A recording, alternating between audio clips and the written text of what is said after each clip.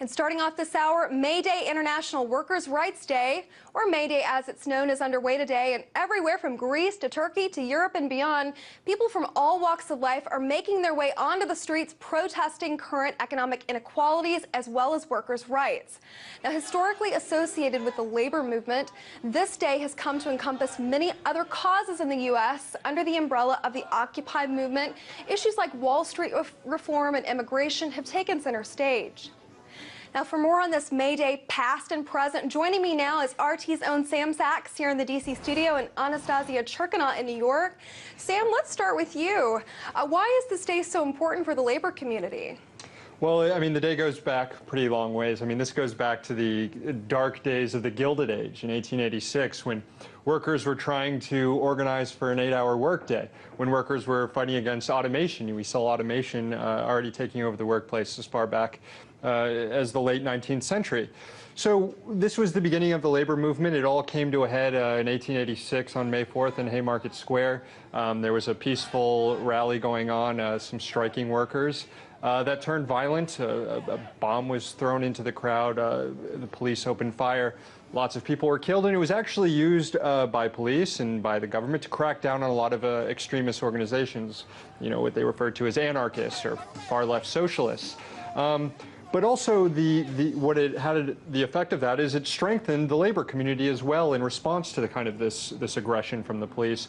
And out of that, a few years later, you saw around the world these kind of movements rising up around May, commemorating what happened in Haymarket Square, and also just taking this global struggle for workers during the age of the Industrial Revolution, when conditions for workers weren't very good, building and building and building. Certainly a lot of history there, Sam. So, Anastasia, I understand that you were actually on the ground today where the protesters were earlier. Can you give us some experiential knowledge of what was happening? Well, Margaret, several actions taking place in New York City today, as well as in other big cities throughout the United States. And what we saw earlier today and are going to continue witnessing throughout the day are protests involving unions where groups are gathering to conduct several actions throughout the city. The numbers are only beginning to kind of increase right now. The day is only getting started this afternoon, really. We did see people marching throughout the city for many blocks, and people were really, chanting and were there out on the streets to voice their discontent with economic inequality, with union busting, with wages, with workers' rights. We talked to some people on the ground, and they were certainly very vocal about why they're out on the streets today. Take a listen. Other people in high places, I'm not in high places. I don't have things that other people have. That's why I am standing here. That's why I'm marching for equality. Equality, fairness for everybody. Fairness. One have one, one have one. It's not supposed to be one have two and the other have one. Equality for everybody. That's why I'm marching right here. I'm here today in May Day because, unfortunately, a lot of companies pay their advertised jobs that pay below minimum wage. And I think that's a big problem. Is this May Day protest, is this just a single day, or could we see this prolonged activity from these groups? Is that to me, Margaret? Yes, yes. Are we going to see this span out? That's a curious question, because certainly it's important to keep in mind that comparing the numbers of people who are out on the streets to, for example, last year, when we saw thousands and thousands of people kind of heated up by the moment of the popularity of the Occupy Wall Street movement come out on May Day, certainly the numbers that we have been seeing today are a lot less. We're talking about, hundreds of people at most. We're going to see if those numbers grow. So really it's going to depend a lot on whether or not the labor movement and then unions are going to be able to accumulate these numbers again, and that is going to tell us whether or not we can expect more from the groups out on the streets after May Day today. Certainly. Well, Sam, is May Day taken more seriously in other parts of the world than it is here in the United States, do you think? Well, May Day, or what's International Workers' Day as it's referred to, I mean, this is really only this is not really celebrated in the United States. I mean, you see these actions. Organizations have taken it upon themselves to claim this day within the United States, but we traditionally have celebrated, workers on Labor Day, which is a different day of the year. That came out of political sensitivities at the time. I think it was President Cleveland was a little bit uncomfortable with commemorating this massacre that happened in Haymarket Square as a day moving forward for workers. So he instead turned it to Labor Day. But this is really important, a day in the developing world, especially in places like Indonesia and in Turkey and in Bangladesh. We're seeing massive protests in these kind of low-wage nations that are kind of going through those same conditions that workers in the United States were going through when they were fighting for their rights in the late 19th century. You know, we just had the factory collapse in Bangladesh, killing more than 300 people. So we have workers out there rallying for workplace safety now.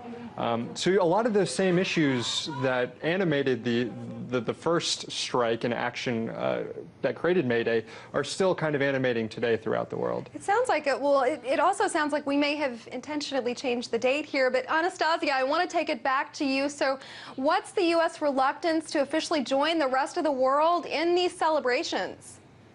Well, Margaret, you know, I think that depends on the situation surrounding kind of social movements at a specific current time, at a specific year. We just heard, you know, Sam explain that definitely the shift towards workers' rights is definitely has been moved to Labor Day, and certainly that is kind of the day when workers' rights are marked in a sense. But it's important to keep in mind that it really kind of May Day is a great opportunity for people concerned with these issues, with wealth inequality, with workers' rights, with, you know, today we saw students coming out onto the streets concerned with huge student debt in the United States. All of these issues, really, May Day is a great opportunity to come out and voice your concern about them again. So it really depends, you know, for last year, for example, the huge numbers, they were motivated by the Occupy Wall Street movement. This year seems to have dwindled, certainly, and the question is why that is the case. And, you know, we don't know. Do the people need somebody to kind of rally them around? Or, I mean, because certainly these issues have not died in the United States. Yeah, and if I could add on to that, I think Anastasia was right. We saw that kind of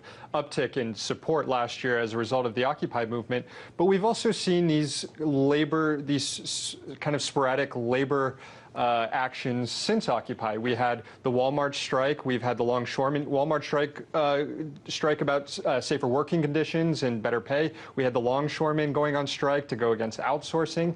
We just had the fast food workers go on strike demanding better wages. So we've seen kind of a rebirth of labor action going back to the Occupy movement that could be, you know, fueling this for the future. So, Sam, you've given us some examples of how the labor struggle in the U.S. has changed. Can you give me some examples of how it may not have changed, that it's still remaining the same since the first May Day? Yeah, well, you know, the first May Day, they were fighting automation. They were fighting the fact that, you know, they didn't need blacksmiths anymore because they had these mechanized hammers that were molding tools and everything. We're dealing with automation today. If you look over the last 40 years in the workplace, productivity has skyrocketed as a result of machines and automation, whereas worker wages have stayed flat. They haven't increased with their increased productivity. You also have, as a result, you have CEOs making 1,000 times. The ratio from CEO to pay to worker pay is 1,000 times greater today than it was in the 1950s. We need to take it back to Anastasia. We're running out of time here, but Anastasia, can you tell me, so what's happening in today's political and economic climate that's inspiring this May Day, do you think? Well, Margaret, definitely a lot of issues. And again, many of the issues that were brought up by Occupy Wall Street when that movement was kind of at its peak. Certainly people are still talking about the corporate greed, the low wages, the wealth inequality, the 1% versus the 99%, all of these messages we've heard before. We talked to them again today about what they think is the major disconnect between the political and economic realities and the concerns of the people on the street. This is what they told us. 20 years ago, 60% of the people in this country are in unions. Today, it's down to 30%. If we don't get out there and voice our opinion, it'll just keep going further and further down. It's not about what we want today, it's what we want tomorrow and the next day and for my children. It's absolutely about a long-term decline in the power of workers against the corporate. Really, it's a corporate state, right? The state's completely controlled by private capital.